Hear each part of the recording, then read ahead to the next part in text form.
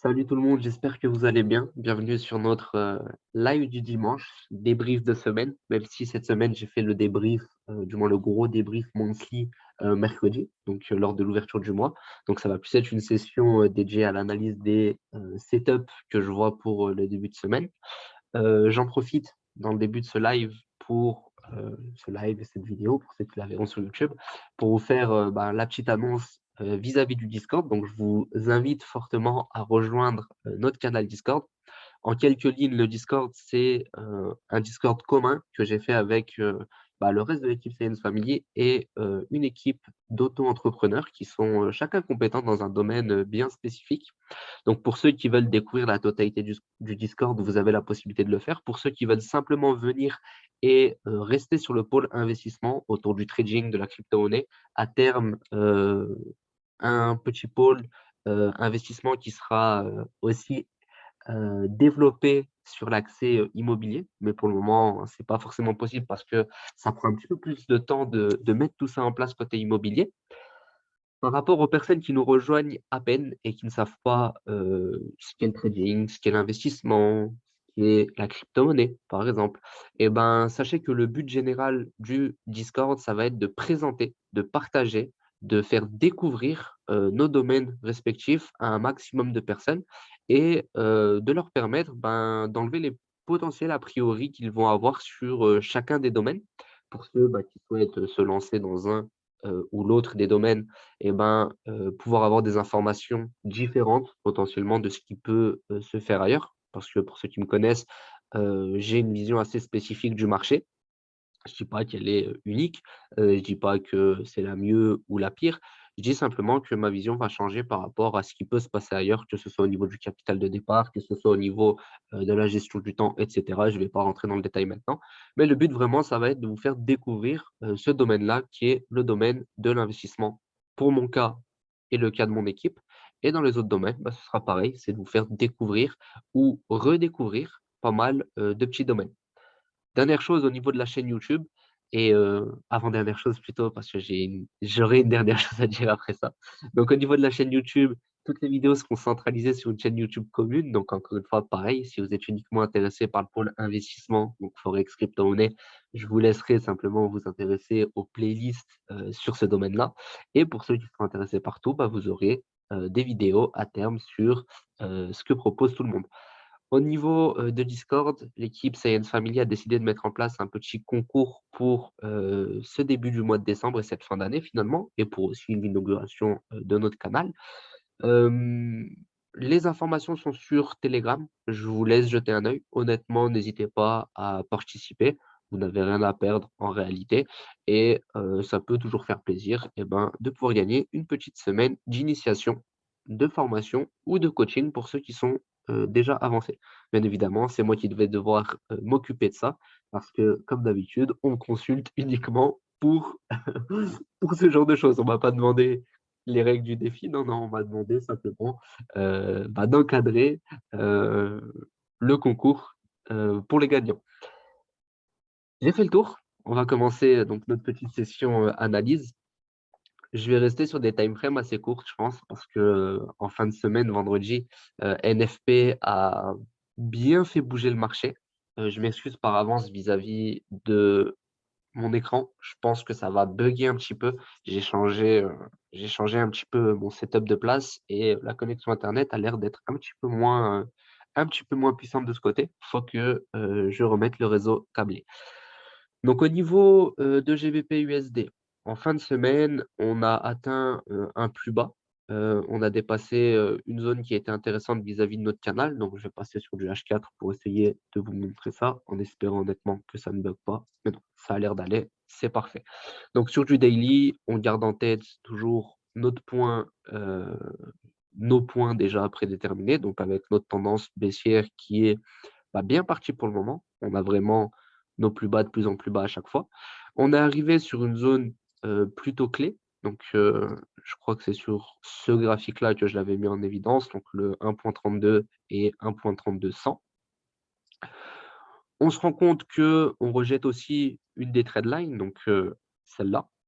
On rejette un des bas de canal, qui passaient par ces points-là.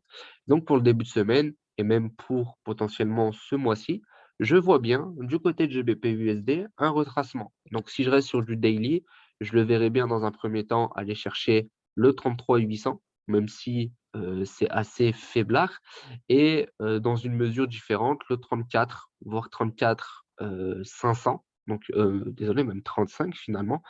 Le 34 500, voire le 35, serait une zone assez cohérente à aller chercher en cette fin d'année et en ce début de mois de décembre.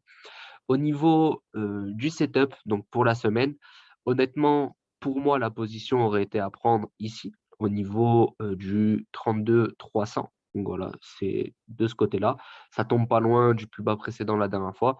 Donc c'était cohérent, puisqu'on a un rejet de la trendline.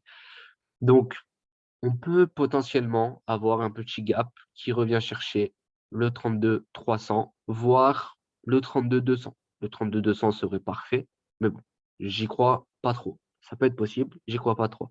Dans tous les cas, au niveau de la première zone de rejet que je vois, ce serait le 32 700, voire le 32 800. Donc une petite zone dans ce secteur-là. 800, il tombe ici, et 700, ça tombe par là. Donc une petite zone dans ce secteur qui serait pas mal à atteindre d'ici demain soir maximum, demain soir, mardi matin grand maximum. On peut avoir aussi une zone de blocage juste en dessous au niveau du 600, mais je pense que dans un premier temps, on pourrait aisément aller chercher ce petit bloc-là. Donc ici, et mettre un petit peu opaque. Voilà.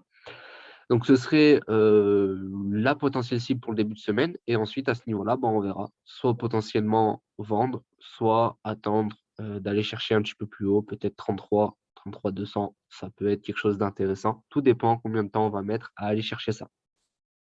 Côté GBP/JPY, je pense que on va suivre la même dynamique. Ça va être plus ou moins le même chemin qui va se créer, même si voilà, le graphique vient d'apparaître. C'est un petit peu pesant d'avoir ce délai-là, mais je vais essayer de faire avec en ce début de semaine. Tac, tac, tac. J'étais persuadé d'avoir mis en évidence une zone à un moment, mais bon, c'est pas, ça n'a pas l'air d'être le cas.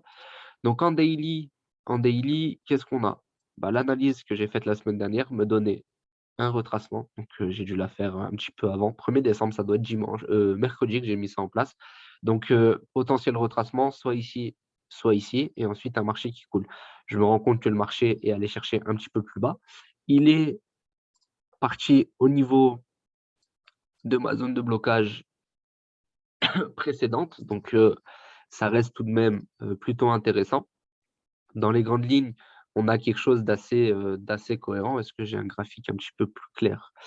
Yes, j'ai un graphique un petit peu plus clair. Donc, ça, c'était un ancien setup qui est bien parti. Le double top était cohérent, bien que ce ne soit pas réellement un double top qui s'est produit.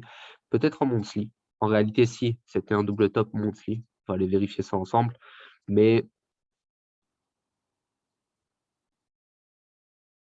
yes, c'était un double top monthly puisqu'on a eu une clôture au même niveau.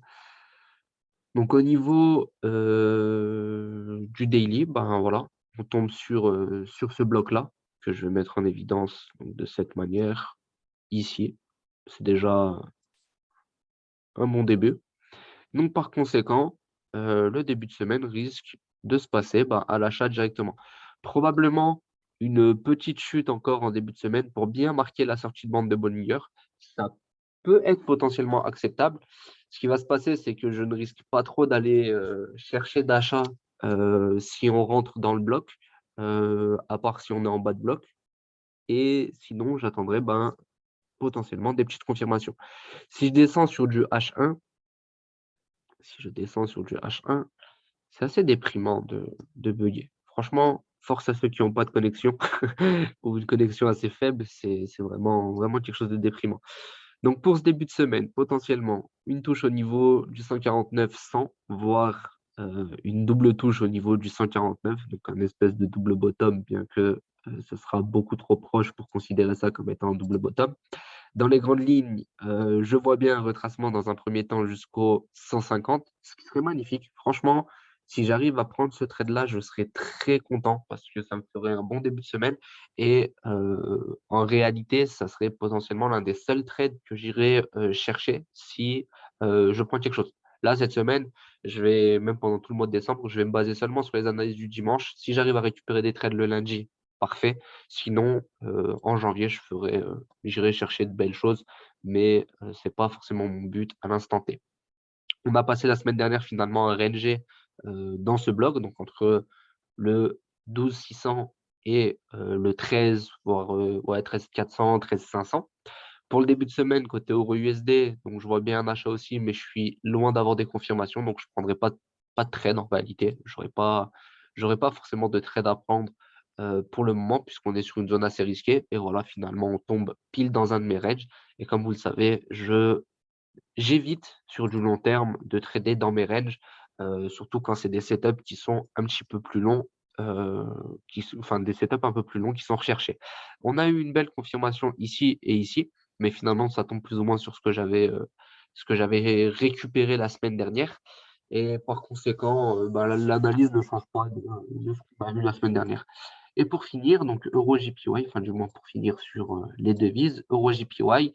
Donc euro JPY, franchement, sacré regret, hein. Bon, ça fait partie du jeu, mais si je dois me donner un regret dans cette année, c'est vraiment ce setup-là parce que dans les 3, c'est le seul qui est pas passé à cause, de mes SL relativement proches et tant mieux que les 2 autres soient passés à l'époque, mais je regrette quand même un petit peu, de pas l'avoir récupéré. On est tombé sur un plus bas, donc on a break le 128, pile, ce qui fait que, on peut aller chercher potentiellement un petit peu plus bas. Ça tombe un petit peu en corrélation avec ce que j'ai côté GBP/JPY, le fait de pouvoir aller chercher un petit peu plus bas avant, de retracer. Donc, si sur du H1, j'ai un setup qui est plutôt pas mal et on voit ici qu'on pourrait avoir directement un prix qui part, bien entendu sur du H1 uniquement et c'est pour ça aussi que je préfère l'intraday parce que finalement sur du H1, aller chercher une cinquantaine de pips, c'est potentiellement intéressant. Même là, 30 pips, ça serait vraiment parfait et ce qui se passe, c'est que, ça me fait un 1 pour 3 et c'est amplement suffisant, honnêtement.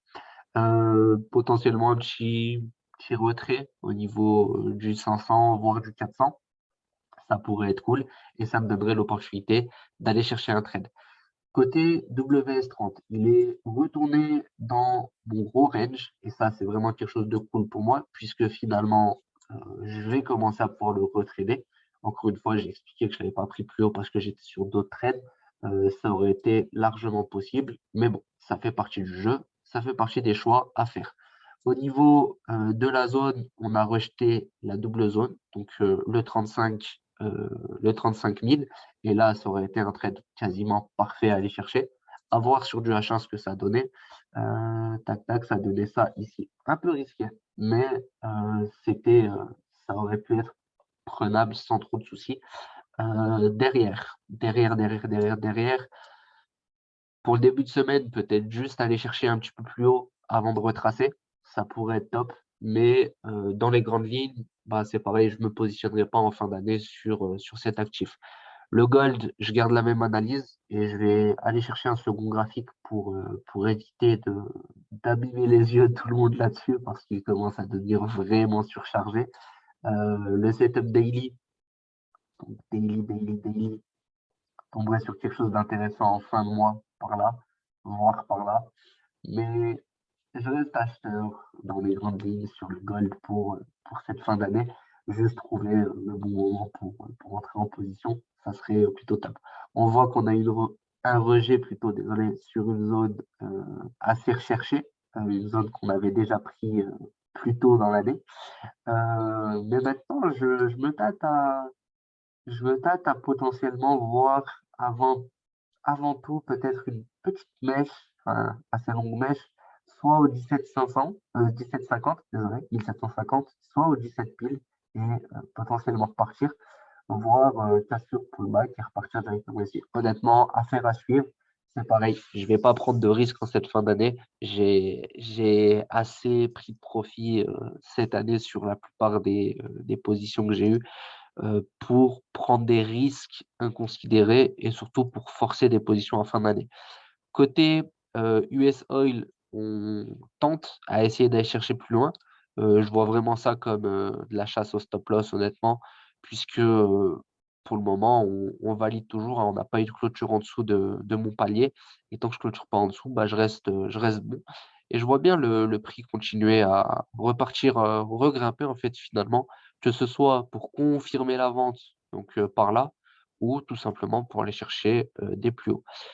On a fait le tour, on a fait le tour, on a fait le tour. J'ai pas besoin d'aller chercher plus loin. Donc voilà, inauguration de la chaîne YouTube avec, une clôture, enfin du moins une ouverture de semaine.